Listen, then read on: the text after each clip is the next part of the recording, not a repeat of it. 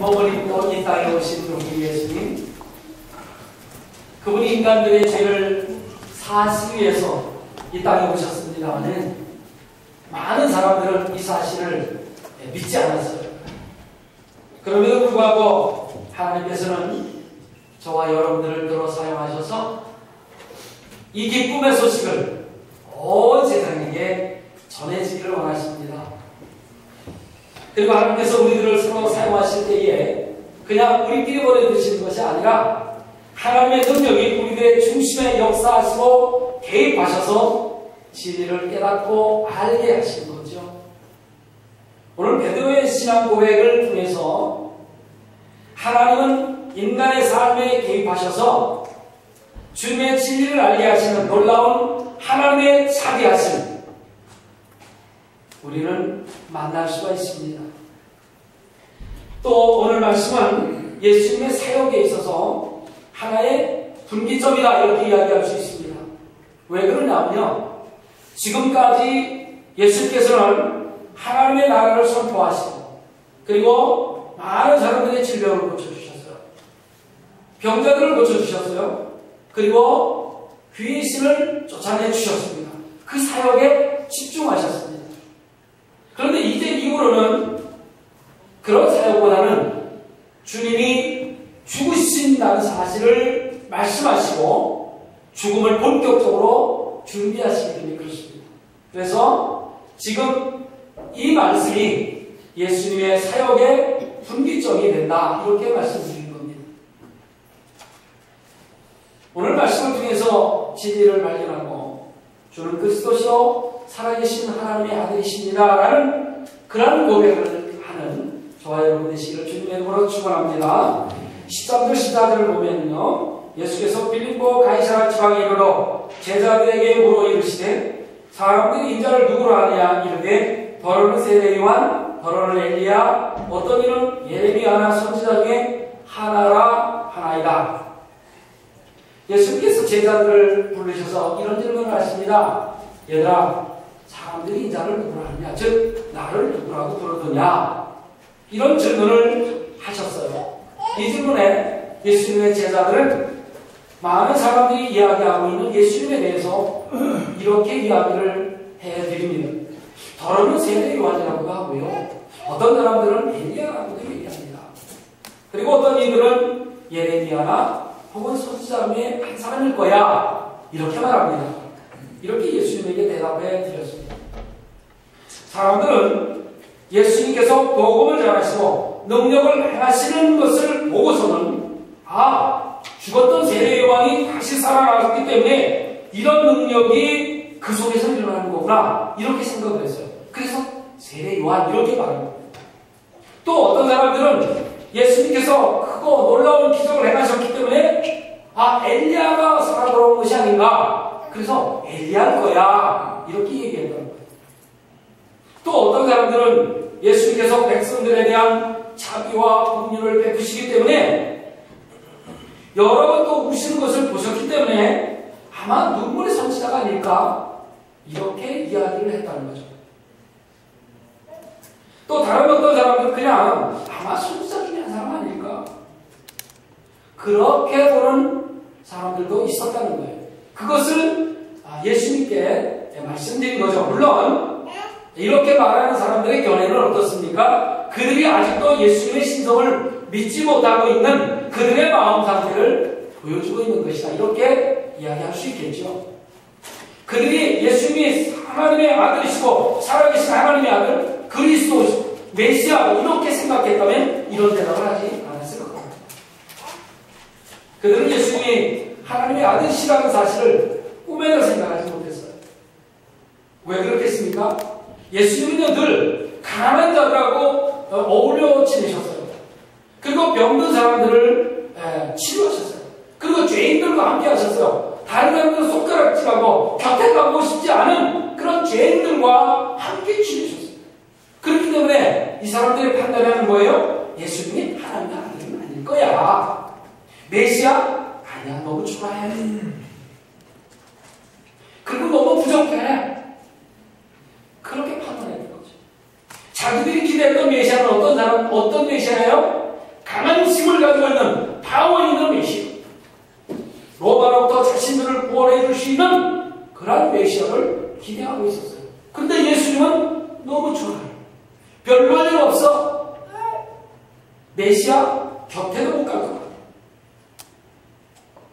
그렇지만 사람들이 이렇게 초라하게 생각한 예수님께서는 어디를 가시는지 간에 인간들이 가지고 있는 아픔을 안타깝게 여기셨어요. 그래서 병든 자, 아픈 자, 귀신 들린 자들을 고쳐주셨던 거죠. 그리고 하나님의 나라, 즉 복음을 이야기해 주셨어요. 얘들아, 하나님의 나라는 이런 거야. 그래서 예수님께서 지금 자신이 많은 사람들에게 전해준 그 복음이 어떤 반응을 일으키는지를 알고 싶으셨던 거죠.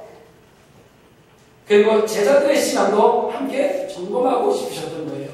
그래서 사람들이 인자를 누구라고 하느냐라고 질문하신 겁니다.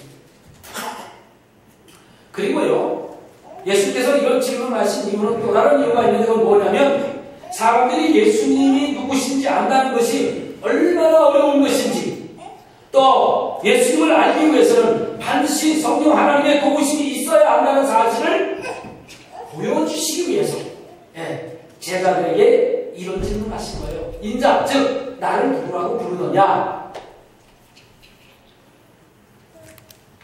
예수님을 올바로 아는 것이 곧 구원의 기초가 되기 때문에 예수님이 이런 질문을 하신 겁니다. 또 예수님께서 자신을 인자라 그렇게 말씀하시잖아요.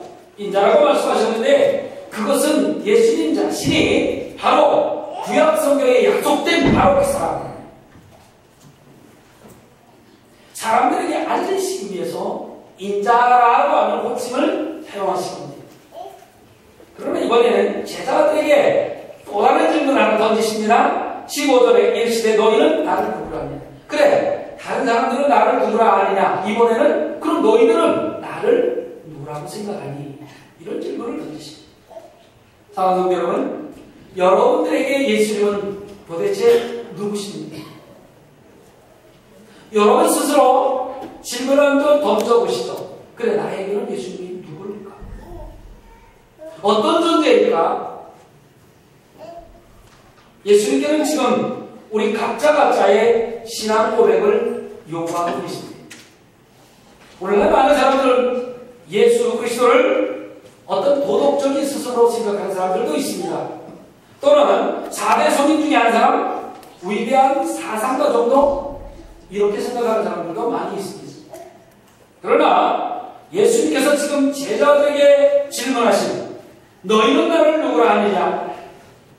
라고 질문하신 것은 세상 사람들의 예수님에 대한 잘못된 견해를 지적함과 동시에 제자들을 통해서 바른 신앙 고백을 들으시기를 원하셔서 이 질문을 던지신 겁니다.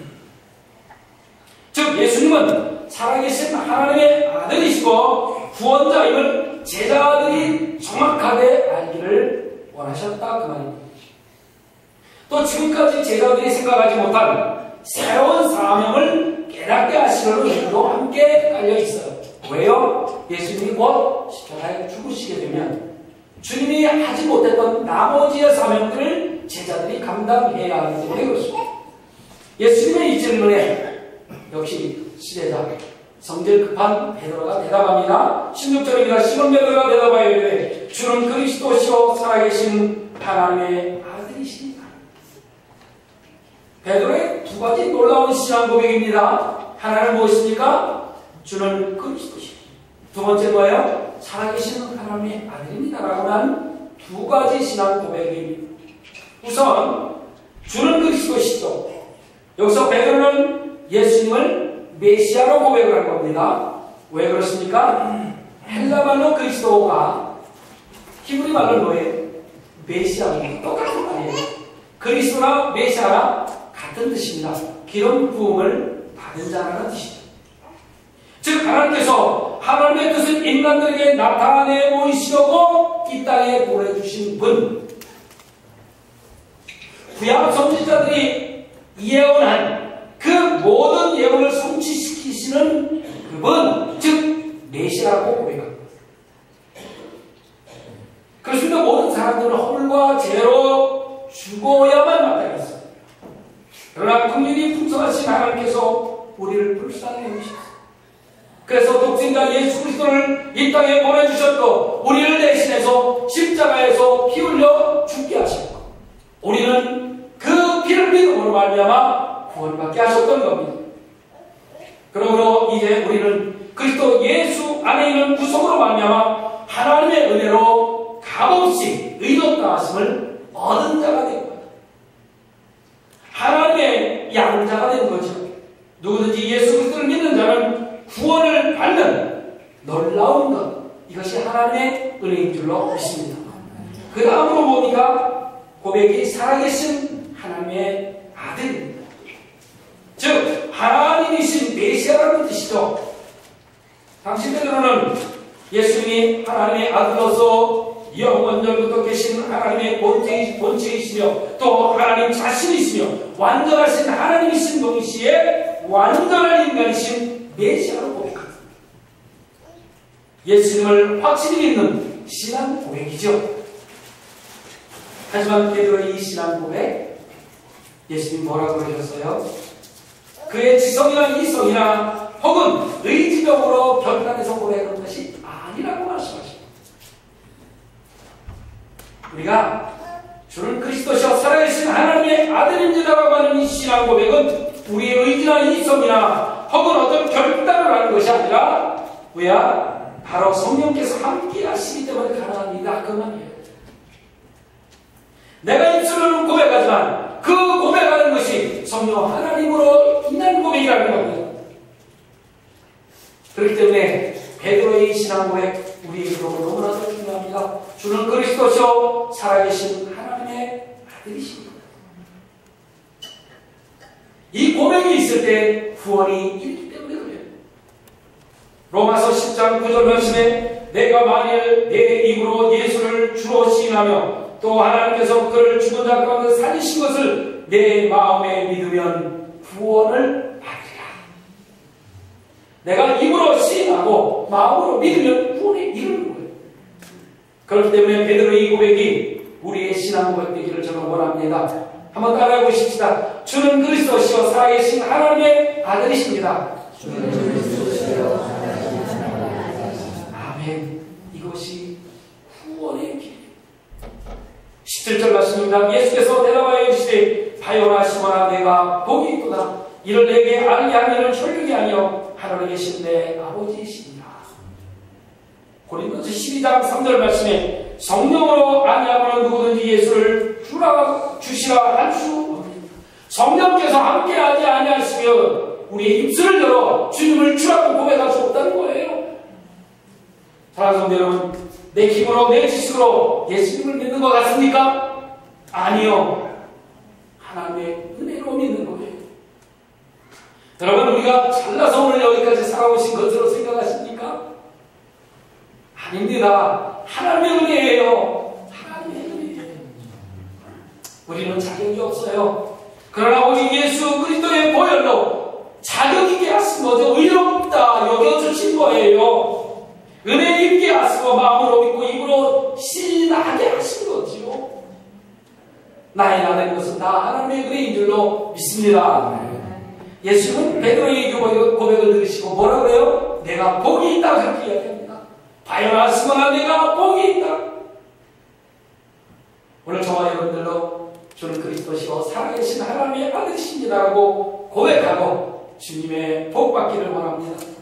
우리가 잘 아는 말씀이죠. 요한복음 3장 16절 하나님이 세상을 이처럼 사랑하사 독생자를 주셨으니 누구든지 그를 믿는 자마다 멸망치 않고 영생을 얻게 하려 하십니다.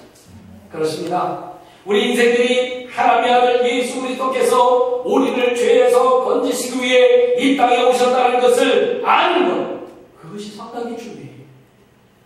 그 이유가 무엇입니까? 예수를 믿는 자마다 멸망치 않고 구원받을 수 있는 자격을 얻기 때문에 그런 거예요.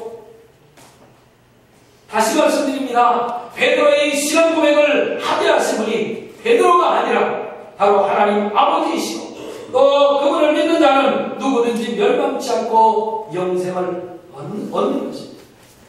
사람이 능력으로나 의지 그리고 학식으로 고백하는 것이 아니에요. 성령께서 베드로의 마음을 여시고 깨닫게 하시고 고백하게 하신 것으로 믿습니다. 18절에 봅니다.